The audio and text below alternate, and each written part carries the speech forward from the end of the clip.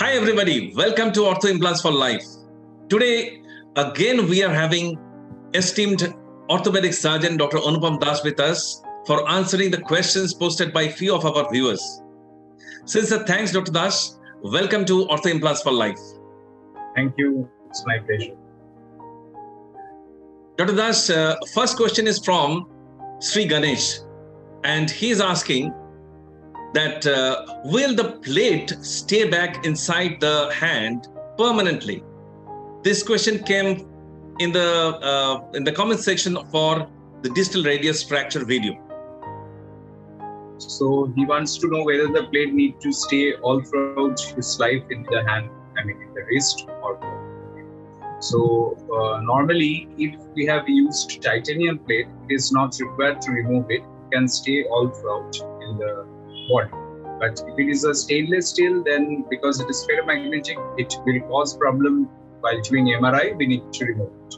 But there are certain other indications where actually we need to remove the plate, even if it is MR compatible, if it is given or made up with titanium. So these are the things. Suppose he has asked specifically for fracture distal and radius. So whenever a plate is applied with the screws on the polar aspect of fracture distal and radius, normally what happens, the screws, if especially of larger sizes, they impinge on the extensor tendons on the wrist. Okay? And while there is movement at the wrist and fingers, these extensor tendons may get rubbed against the protruded ends of the screws. So in that case, it requires removal. If there is a hardware provenance, suppose the screw provenance or the plate itself, if the patient complains of severe pain, then once the fracture gets united, we need to remove it. Okay, and if suppose there is infection, then we also need to remove it. So it depends upon what is the present situation. If there is no harm, then we should not try or bother to remove the plate if it is not causing any problem. Thank you, Dr. Das. Hope Sri Ganesh has received his answer. So we will get into the next question, which comes from Mohit Verma. And he says he had a fracture in tibia and fibula, and it's been 2 weeks since the operation. He's asking what kind of knee joint exercise he should do. We received the question in the comment section for proximal tibia fracture implant and instrument video 6 months ago. So hoping that since he has asked the question regarding fracture in the proximal tibia, so suppose there is a fracture of both the bones of leg which is closer to the knee. So in that case, if the fracture has been fixed with the implant, internal fixation is done, then knee movement has to be initiated as early as possible if the surgeon is confident enough that it has been fixed well. So knee movement, especially the knee range of motion, knee bending exercises, and also quadricep strengthening exercises. These two are major issues, and these two need to be instituted as early as possible for the surgeon. So since it has been 2 weeks, I hope it was immobilized for 2 weeks. Now immediately it has to be mobilized by means of static quadricep strengthening exercises and also knee bending, knee range of motion exercises. Otherwise, knee would land up into stiffness. So he cannot properly function his lower limb if the knee gets stiff. Thanks, Dr. Das. Hope Mohit watches this video and gets the reply, gets the answer. So we will come to the third question, which comes from Arush Rai. He wants to know within how many days broken bone fully recover. This is the way he has asked the question. And will it be as strong as it was before? This question came against the tin snail for radius and ulnar video. Okay.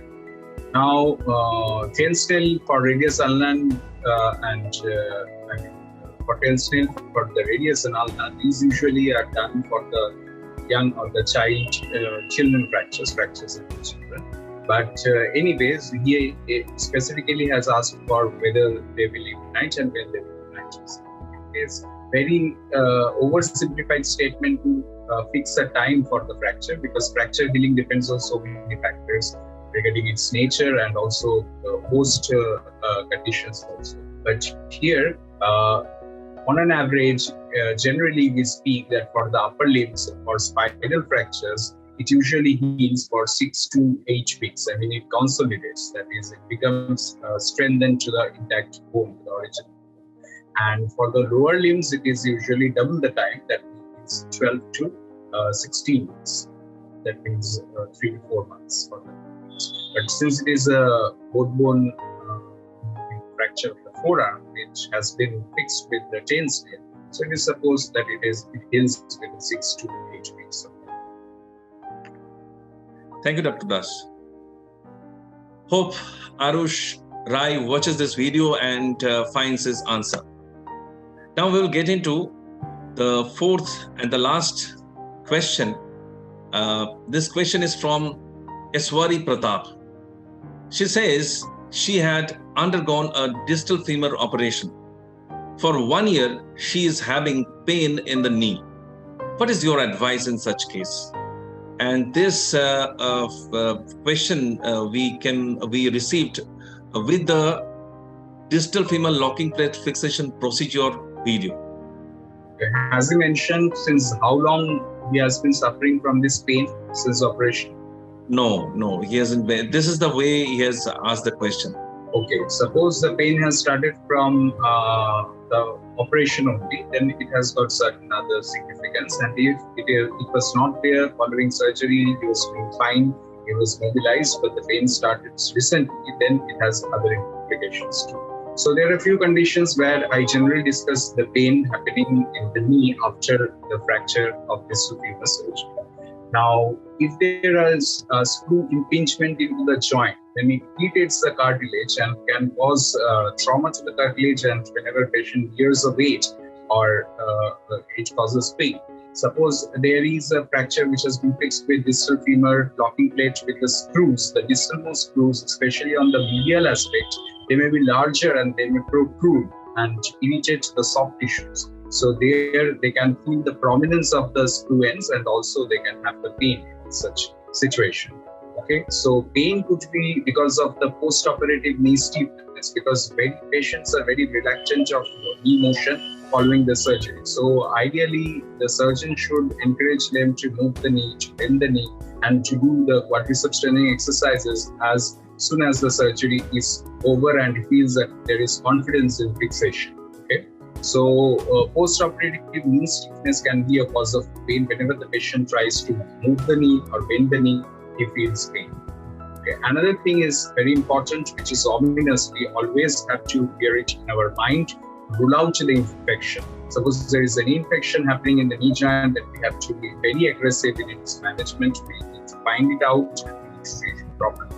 Otherwise, there will be complete destruction of the joint. So all these are more or less factors which are responsible for the knee pain following surgery of distal femur fracture. You should go to an orthopedic surgeon and get it consulted as early as possible. So this should be my advice. Thank you, Dr. Das.